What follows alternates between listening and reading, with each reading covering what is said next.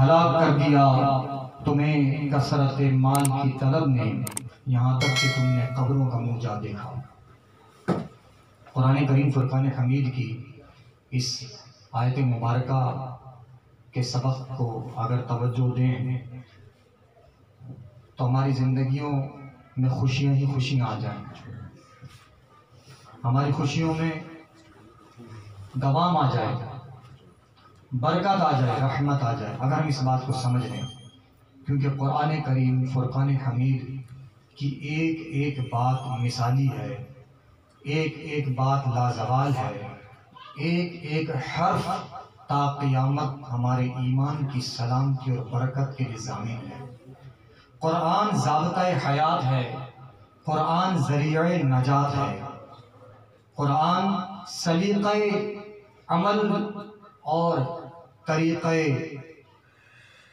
خوبصورت زندگی ہے۔ جس نے سمجھ لیا، جس نے عمل کر لیا وہ کامیاب ہوا، اور جس نے توجہ نہیں دی تو بہتوں کی قبریں، حدیث پاک کے مطابق کسی کی قبر دوزخ کے گڑھوں میں سے ایک گڑھا، کسی کی قبر جنت کے باغوں میں سے ایک باغ ہے۔ ہمیں کیا معلوم کہ کس کی قبر میں کیا ہو رہا ہے، لیکن رسول برحق نے فرمان برحق سنا دیا کہ کسی کی قبر جنت کے باغوں میں سے ایک باغ اور کسی کی قبر دوزخ کے گڑھوں میں سے ایک گڑھا ہے۔ اکثر اوقات اس قسم کے واقعات سننے کو ملتے ہیں کہ فلاں کی قبر کھل گئی اور کفن تک سلامت نکلا، بدن سلامت نکلا۔ کئی مرتبہ ایسے واقعات سننے کو ملتے ہیں، کبھی برسوں کے واقعات ملتے ہیں، کبھی صدیوں کے واقعات ملتے ہیں۔ تو یہ رب ہے جو بڑا بادشاہ ہے، بڑا کریم ہے، جس کا حق چاہتا ہے دکھا دیتا ہے، جس کا حق چاہتا ہے چھپا دیتا ہے۔ یہ وہ پروردگار ہے جو کسی کو دنیا میں شرمسار نہیں کرتا، وہ ستار ہے، وہ مالک یوم الدین ہے، وہ بڑا بے پرواہ بادشاہ ہے، رحمان ہے، رحیم ہے، کریم ہے۔ لیکن اس کے دین کا قاعدہ قانون بھی تو ہے، ہم کیوں اسے فراموش کیے بیٹھے ہیں؟ کیوں ہم نے سوچ لیا کہ اللہ چاہے گا تو اپنے حقوق معاف کر دے گا؟ اگر معاف ہی کرنے تھے تو پھر نافذ ہی کیوں کیے؟ پھر تو بے مقصد بات ہوئی نا۔ اس کا مطلب ہے کہ اسلام بے مقصد اور بے طریقہ نہیں ہے، با سلیقہ با مقصد ہے۔ ہمارے سمجھنے میں خطا ہے، کمی ہے، کمزوری ہے۔ تو روایت میں ہے کہ اللہ تبارک و تعالی اگر چاہے گا، اگر چاہے گا تو اپنے حقوق معاف کرے گا، مگر اس کے لیے بھی نمازوں کا مکمل ہونا لازم ہے۔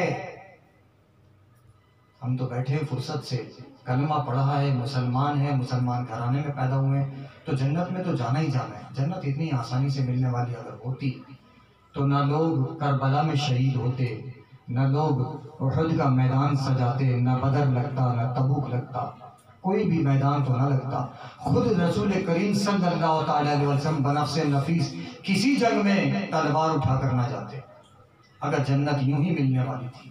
صرف سجدوں سے بھی کمال نہیں ہونے والا، صرف سجدوں سے بھی کمال نہیں ہونے والا، ان سجدوں کو رب کی بارگاہ میں منظور بھی کرانا ٹھہرا، مقبول بھی کرانا ٹھہرا۔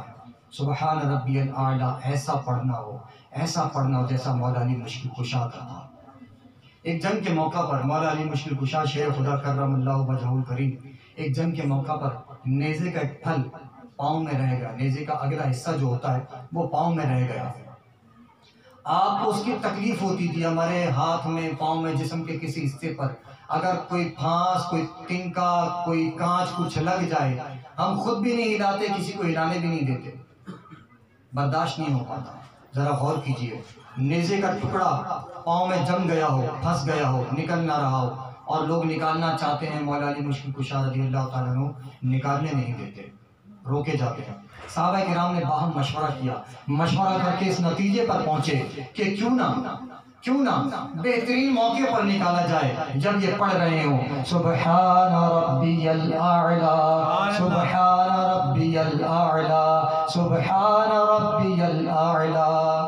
بس وہی خوبصورت موقع تھا، ان کے پاؤں سے نکال لیا گیا۔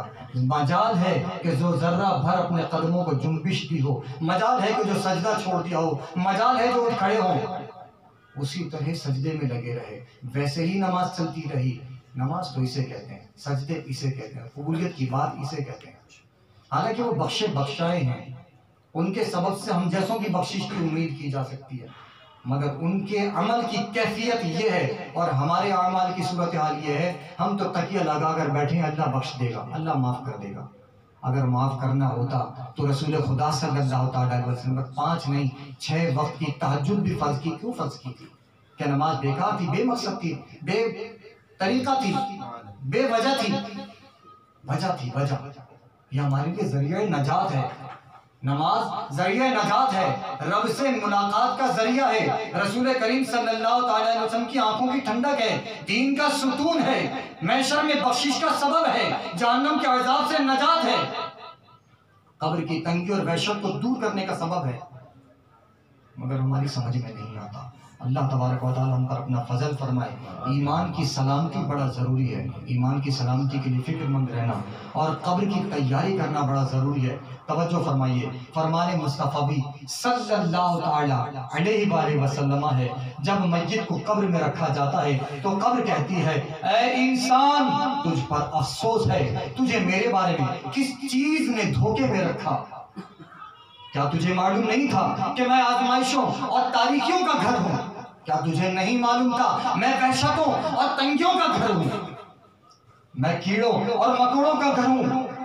جب تو مجھ سے آگے پیچھے قدم رکھتا گزارا کرتا تھا تو تجھے کون سا غرور گھیرے میں کیے رکھتا تھا؟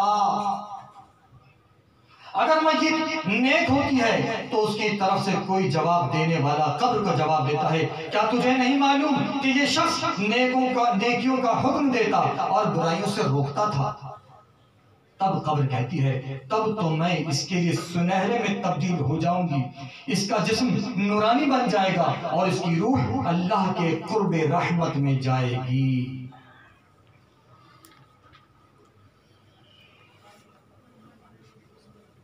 حضرت براء بن عازب رضی اللہ تعالیٰ عنہ سے مروی ہے کہ ہم حضور علیہ السلام کے ساتھ ایک انصاری جوان کے جنازہ میں گئے۔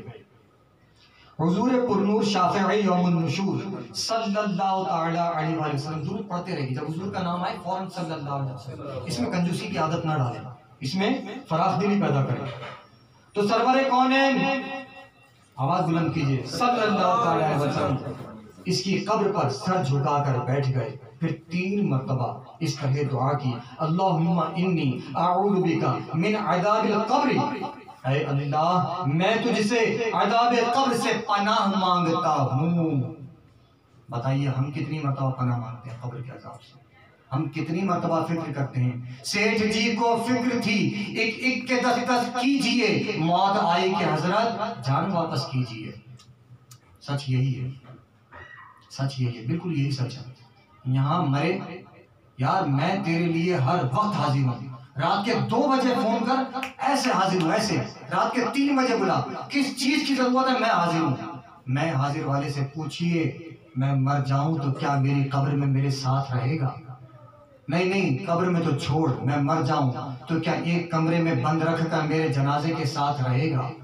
میں جو فخر اور تکبر سے اپنے نام کی پیمائش چاہتا ہوں، اپنے نام کی فرمائش چاہتا ہوں، میری کیفیت یہ ہے کہ لباس اچھا ہو، انداز نرالا ہو اور کہنے اور پکارنے والے القابات کے ساتھ پکاریں۔ مجھے عزت نہیں دی، مجھے پوچھا نہیں، مجھے فلاں چیز تو کھلائی نہیں، مجھ سے فلاں چیز کی فرمائش نہیں کی، مجھے فلاں مسند پر نہیں بٹھایا، مجھے اس طرح نہیں کہا، مجھے اس طرح نہیں کہا، اس کو مجھ سے زیادہ عزت دی، اس کو مجھ سے زیادہ جانا۔ حالانکہ قرآن کہتا ہے کہ اللہ عزت دینے والا اور اللہ ذلت دینے والا ہے، مگر ہم دنیا داروں سے عزت طلب کرتے ہیں تو پھر آخرت کی عزت اور ذلت کا معاملہ پھر چھوڑ دیجئے۔ یہ تو قرآن نے فیصلہ کر دیا کہ ذلت اور عزت تو اللہ نے دینی ہے۔ دنیا داروں سے عزت اور ذلت لینے چلے تھے تو بس یہیں پر چھوڑ دیجئے، جو لینا تھا لے لیا، جو دینا تھا دے دیا، اب وہاں جو ہونے والا ہے اس کے لیے تیار ہو جائیے۔ تو روایت میں ہے کہ گناہگار آدمی اپنے گناہوں پر مار پڑنے سے نہیں، عذاب کا سننے سے نہیں، فیصلہ ہو جانے سے نہیں، فرشتوں کے پکڑ دینے سے نہیں، بلکہ احساس شرمندگی سے، احساس ندامت سے اپنے پسینوں میں ڈبکیاں کھا رہا ہوگا۔ ہے کوئی آسان بات؟ صبح سے شام تک میری زبان بک بک بک بک بک بک بک بک، تیری ماں تیری بہن فلانا ڈھیما کا، تو یہ بھی تو وہ بھی، اکرم شکرم جو منہ میں بک بک بک بک۔ ایسے گندے دوستوں سے دوستیاں ہیں، دوست کے ساتھ کھڑا ہوتا ہے کہتا ہے تیری ماں کی تیری بہن کی، لا حول ولا قوت الا باللہ. کتنے بے غیرت اور بے شرم ہیں وہ دوست کہ جو اپنے دوستوں کے ساتھ یار یار کہہ کر گلے میں ہاتھ ڈال کے کھڑے ہوتے ہیں اور خوش ہوتے ہیں کہ میری ماں کو گالی دے رہا ہے, میری بہن کو گالی دے رہا ہے, کتنا اچھا دوست ہے میرا. لا حول ولا قوت الا باللہ. کیسی جہالت بھری دوستیاں ہم لوگ کرتے ہیں, کیسی نالائکیوں والی دوستیاں کرتے ہیں. اور یہ زبان جو بک بک کرتی ہے, یہ جو فضول اعمال, گندے کردار ہمارے رہتے ہیں, محشر کے دن سزا نہیں ہوگی, سزا پر احساس ہوگا. سزا تو بعد میں ہوگی. احساس ندامت سے بندہ پسینوں میں ڈبکیاں کھا رہا ہوگا. پھر کون ہے جو بچانے آئے گا؟ وہاں ایک ہی بادشاہ ہوگا, ایک رب ہوگا, ایک پروردگار ہوگا. پھر کوئی بچانے والا نہیں ہوگا. کسی کی طاقت نہیں ہوگی, کسی کی جرات اور کسی کی ہمت نہیں ہوگی. نہ کوئی پیسہ کام آئے گا, نہ کوئی مال کام آئے گا, نہ دنیا کے القابات کام آئیں گے, نہ دنیا کے خطابات کام آئیں گے, نہ بہترین لباس کام آئے گا, نہ بہترین عزت کام آئے گی, نہ مال و دولت کام آئے گی, نہ بہترین گھر کام آئیں گے, نہ محل اور زمانہ کام آئے گا, نہ علاقہ اور شہر والے کام آئیں گے, نہ اس ملک والے کام آئیں گے, نہ اس ملک والے کام آئیں گے, نہ حکومت والے کام آئیں گے, نہ اپوزیشن والے کام آئیں گے, نہ طاقتور کام آئیں گے, نہ کمزور کام آئیں گے. کوئی بھی نہیں بچا پائے گا. صرف مصطفیٰ جان رحمت کی لاکھوں سلام, شمع بزم ہدایت کی لاکھوں سلام. صرف میرے آقا کام آئیں گے. تھام لو آسیو بڑھ کے تھامن دام لو, آسیو بڑھ کر تھام لو دامن ان کا کہ یہ نہیں ہے دامن کے جھٹکنے والے. تم نے دنیا داروں سے دوستیاں کی, دنیا دار تو خود اپنے پریشانیوں میں لگے ہوں گے, سب اپنی اپنی پریشانیوں میں نفسی نفسی پکار رہے ہوں گے. ایک گناہگار انسان گناہوں پر شرمندہ, ایک شخص اپنے اعمال کے حساب میں پریشان ہوگا. اسے فقط ایک نیکی تلاش ہوگی. ایک شخص ڈھونڈتا ہوگا آج کوئی میری سفارش کرنے والا مل جائے, آج کوئی میری شفاعت کرنے والا مل جائے. میدان محشر ادھر سے ادھر, ادھر سے ادھر بھٹک رہا ہوگا اور ہر ایک سے پوچھ رہا ہوگا آج کون ہے جو میرے کام آ جائے, کوئی ہے جو میری مدد کرے, کوئی ہے جو میرا سہارا بنے, کوئی ہے جو میری مدد کر دے, جو اللہ سے مجھے بخشوا دے, آج میرے معاملات کلیئر کروا دے, آج میری سفارش کر دے, آج میری بات کر دے. مگر کوئی کام نہ آئے گا. پھر کوئی کہے گا ارے فلاں جگہ جاؤ, آدم علیہ السلام کھڑے ہیں, آدم صفی اللہ علیہ نبینا علیہ السلام جلوہ کر رہے ہیں, ارے جاؤ اور ان سے بخشش کے لیے بات کرو, وہ شاید تمہارے لیے کچھ بات کریں تو بکام بن جائے. جب وہ وہاں جائے گا نہیں بات بنے گی, کہا جائے گا اذهبوا الی غیری. آدم علیہ السلام فرما دیں گے اذهبوا الی غیری, آج میرے سوا کسی اور کے پاس جاؤ. حضرت شیس علیہ السلام کے پاس, حضرت ادریس علیہ السلام کے پاس, حضرت یعقوب علیہ السلام کے پاس, حضرت داؤد علیہ السلام کے پاس, حضرت موسیٰ علیہ السلام کے پاس, حضرت لوط علیہ السلام کے پاس. الغرض یہ کہ حضرت عیسیٰ تک پہنچ جائے گا. پھر آخر میں عیسیٰ علیہ السلام ایک راز کی بات بتائیں گے. فرمائیں گے آؤ آج میں تمہیں ایک در دکھاتا ہوں, آج تمہیں ایک دربار دکھاتا ہوں. آج شفاعت کا صحرا جس سر پر باندھا گیا ہے, آج جو شفاعت کا دربار لگنے والا ہے, تمہیں وہی راستہ دکھا دیتا ہوں. چلو مصطفیٰ کریم آقا صلی اللہ تعالیٰ علیہ وسلم پر محبت کے ساتھ ایمان رکھنے والوں, ان کا کلمہ پڑھنے والوں, ان سے محبت کرنے والوں, آج وہ کام آنے والے ہیں. آج ان سے مدد طلب کرو, آج لے ان سے مدد, آج پناہ مانگ ان سے. پھر نہ مانیں گے قیامت میں اگر مان گیا. جب حضرت عیسیٰ علیہ نبینا علیہ السلام بھی ارشاد فرما دیں گے اذهبوا الی غیری, آج تو میں خود نفسی میں ہوں, آج میرے سوا یہ مدد کرنے والے ہیں, آج یہ کام آنے والے ہیں, آج یہ شفاعت کرنے والے ہیں, آج ان کی سفارش, ان کی بات چلنے والی ہے. وَأَمَّا بِنِعْمَتِ رَبِّكَ فَحَدِّثْ. آج تو ان کو تاج پہنایا گیا ہے, آج تو ان کی خوشی ہوگی, آج تو ان کی مرضی چلنے والی ہے. آج سرکار دو عالم صلی اللہ علیہ وسلم کیا ارشاد فرمائیں گے؟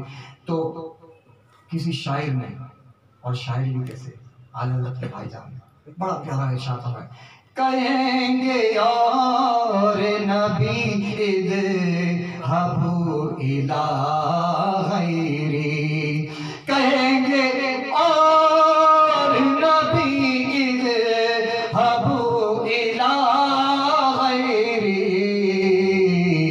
میرے حضور کے لب پر انا لگا ہوگا, میرے حضور کے لب پر انا لگا ہوگا.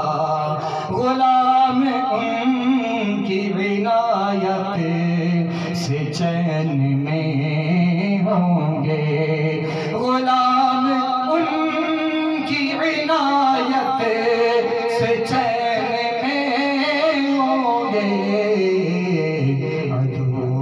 حضور کا آفت میں مبتلا ہوگا، عدو حضور کا آفت میں مبتلا ہوگا۔ یعنی سرکار دو عالم صلی اللہ تعالیٰ علیہ وسلم جب شفاعت کبریٰ کا دروازہ کھولیں گے، شفاعت کا جب تاج پہنایا جائے گا میرے آقا صلی اللہ تعالیٰ علیہ وسلم کو، تو پھر یہ ہوگا کہ میرے سرکار صلی اللہ تعالیٰ علیہ وسلم کا ارشاد ہے کہ اس وقت تک میں قدم نہ ہلاؤں گا، اس وقت تک میں قدم نہ ہلاؤں گا جب تک کہ اپنے ایک ایک امتی کو جہنم سے نہ نکالوں۔ یہ میرے آقا کی شان ہے، یہ ان کا مرتبہ اور مقام ہے۔ رب العالمین جل جلالہ نے وہ مقام عطا فرمائے، تو ان سے دوستی کرو نا یار، ان سے محبت کرو نا، ان سے دوستی کرو، ان کے قدموں میں لپٹ جاؤ، ان کے قدموں میں لپٹ جاؤ، ہو جاؤ دیوانے مصطفیٰ کے، سرکار کے دیوانے بن جاؤ، اور ایسے دیوانے بن جاؤ، ایسے دیوانے بن جاؤ آقا کریم صلی اللہ تعالیٰ علیہ وسلم کے، جب آنکھ بند کرو تو آقا کے جلوے نظر آئیں۔ کیونکہ انہیں نہ دیکھا تو کس کام کی ہے یہ آنکھیں، انہیں نہ دیکھا تو کس کام کی ہے یہ آنکھیں، کہ دیکھنے کی ہے ساری بہار آنکھوں میں، سرکار تمہارا جلوہ زیبا نظر آئے، سرکار تمہارا رخ زیبا نظر آئے، ان آنکھوں کا ورنہ کوئی مصرف ہی نہیں ہے، سرکار تمہارا رخ زیبا نظر آئے۔ مطلب ہم سرکار صلی اللہ علیہ وسلم سے اتنی تو محبت کریں، اتنی تو محبت کریں، بلکہ ایسی ہی محبت کریں، ایسی ہی محبت کریں جیسے قرآن نے کہا کہ حضور سے محبت کرو، اللہ سے محبت کرتے ہو تو حضور سے محبت کرو، اللہ سے محبت کرتے ہو تو حضور کی اطاعت کرو، اور حضور سے محبت کرنے والوں طریقہ بڑا پیارا سادہ سا طریقہ عرض کرتا ہوں۔ صحابہ کرام میرے آقا صلی اللہ تعالیٰ علیہ وسلم سے پتہ ہے کیسی محبت کرتے تھے؟ حضور علیہ السلام کے سراپا اقدس کا جائزہ لیتے رہتے تھے، رات دن جائزہ لیتے، رات دن سرکار دو عالم صلی اللہ تعالیٰ علیہ وسلم کے کسی نے زلفوں کی تعریفیں بیان کی ہیں، کسی نے داڑھی مقدس کی تعریف بیان کی ہے، کسی نے بھووں مبارک کی تعریف بیان کی ہے، کسی نے پاکیزہ ہونٹوں کی تعریف بیان کی ہے، کسی نے زلفوں مبارک کی تعریف بیان کی ہے، کسی نے پیشانی مبارک کی تعریف، کسی نے انگلی مبارک، کسی نے ناخن مبارک۔ الغرض کے صحابہ کرام اتنا بغور دیکھا کرتے تھے، رات دن حضور کے دربار میں بیٹھا کرتے تھے، رات دن سراپا اقدس کا جائزہ لیا کرتے تھے۔ ایسا کمال عشق تھا حضور علیہ السلام سے کہ جنگوں میں حضور علیہ السلام کے چاروں اطراف کھڑے ہو جاتے کہ یہ تیر، یہ تیزہ، یہ ناک بھالا، یہ جو کچھ بھی ہے، یہ تلواریں سب ہمارے سینے میں لگے، آقا کریم صلی اللہ علیہ وسلم کی طرف کوئی چیز تکلیف پہنچاتی بھی نہ پڑے۔ صرف ایسے ہی نہیں بلکہ سرور دو عالم صلی اللہ علیہ وسلم کے نام نامی اسم گرامی پر جان دینے والوں کے بارے میں آج بھی دنیا جانتی ہے، آج بھی دنیا دیکھ رہی ہے، آج بھی دنیا دیکھ رہی ہے کہ حضور سے محبت کرنے والے جب حضور سے سچی محبت کرتے ہیں نا، پتہ ہے کیسی محبت کرتے ہیں؟ وہ ممتاز قادری بن جاتے ہیں، وہ ممتاز قادری بن جاتے ہیں، وہ زمانے میں ممتاز ہو جاتے ہیں۔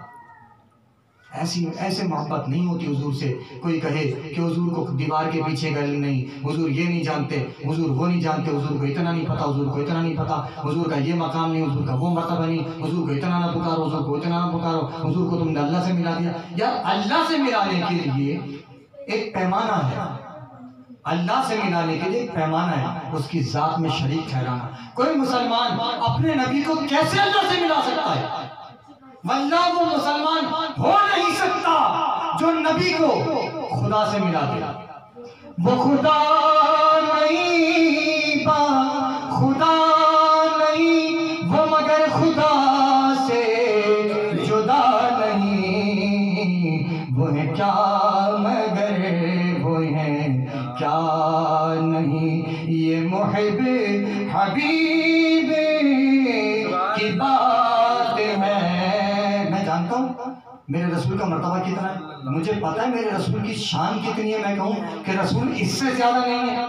مجھے پتا ہے کہ میرے رب کا مقام کہاں پر رسول سے مل جائے گا؟ میں کیسے رب کے مقام کو توازن کر سکتا ہوں؟ کیسے ملا سکتا ہوں؟ آپ کو پتا ہے قرآن کہتا ہے عیسیٰ علیہ نبی علیہ السلام مادر ذات اندھوں کو بینا کیا کرتے تھے. یہ ایمان ہے کہ نہیں؟ اس ایمان کے بعد بھی کوئی نبی کی شان گھٹائے اور کہے نبی یہ نہیں کر سکتے اور نبی وہ نہیں کر سکتے، عجیب بات ہے. عیسیٰ نبی علیہ السلام مٹی کی گولیاں بنا کر مادر ذات ایسے اندھوں کو کہ جن کی آنکھوں کی ایک کھال چپٹی ہوتی تھی، چپکی ہوئی ہوتی تھی، آنکھوں میں ڈیلا نہیں تھا، آنکھوں میں شٹر پلکیں نہیں تھی، کچھ بھی نہیں تھا، بلکہ مستقل شٹ ڈاؤن تھی، مستقل بریک تھا، مستقل بند تھا، وہ جگہ فل تھی، وہ جگہ اسٹیٹ تھی.